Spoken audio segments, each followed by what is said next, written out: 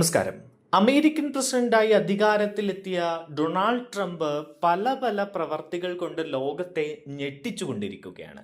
അതിനിടയ്ക്ക് കൈവിട്ട ചില പ്രഖ്യാപനങ്ങളും പ്രസ്താവനകളുമൊക്കെ ട്രംപിന്റെ ഭാഗത്തു നിന്നും ഉണ്ടാകുന്നുണ്ട്. ഗാസ വൃത്തിയാകണമെങ്കിൽ അവിടുത്തെ ജനങ്ങളെ ഒഴിപ്പിക്കണമെന്നാണ് ഇപ്പോൾ ട്രംപ് നിർദ്ദേശിക്കുന്നത്. ഇതിനെ എതിർത്ത് പ്രധാനമായ രാജ്യങ്ങൾ രംഗത്തെത്തിയിരിക്കുകയാണ്.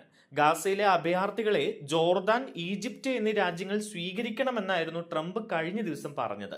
എന്നാൽ ട്രംപിന്റെ ഈ നിർദ്ദേശത്തെ ഈ രാജ്യങ്ങൾ തള്ളി പലസ്തീനികളുടെ കുടിയിറക്കത്തിനെതിരായ നിലപാട് ഉറച്ചതാണ് എന്നും ജോർദാനികൾക്കും പലസ്തീനികൾക്കുമുള്ളതാണ് എന്നും ജോർദാൻ വിദേശകാര്യമന്ത്രി ഐമാൻ സഫാദി വ്യക്തമാക്കി. പലസ്തീൻ ജനതയുടെ അവകാശത്തെ എല്ലാ കാലവും പിന്തുണയ്ക്കുമെന്നാണ് ഈജിപ്റ്റ് അറിയിച്ചത്. ട്രംപിന്റെ നിർദ്ദേശത്തെ ജർമ്മനിയും എതിർത്തിട്ടുണ്ട്. ഗാസയിൽ നിന്ന് ജനതയെ ഒഴിപ്പിക്കണമെന്ന നിർദ്ദേശത്തെ Palestine authority president Mahmoud Abbas അപലപിച്ചു. 1948-ലും 1967-ലും പലസ്തീൻ ജനതയ്ക്ക് സംഭവിച്ച ദുരന്തങ്ങൾ ആവർത്തിക്കാൻ അനുവദിക്കില്ല എന്നും അദ്ദേഹം വ്യക്തമാക്കി. ഗാസയിലെ അഭയാർത്ഥികളെ ഈജിപ്റ്റ്, ജോർദാൻ എന്നീ രാജ്യങ്ങൾ ഏറ്റെടുക്കണമെന്നായിരുന്നു ട്രംപിന്റെ ആവശ്യം.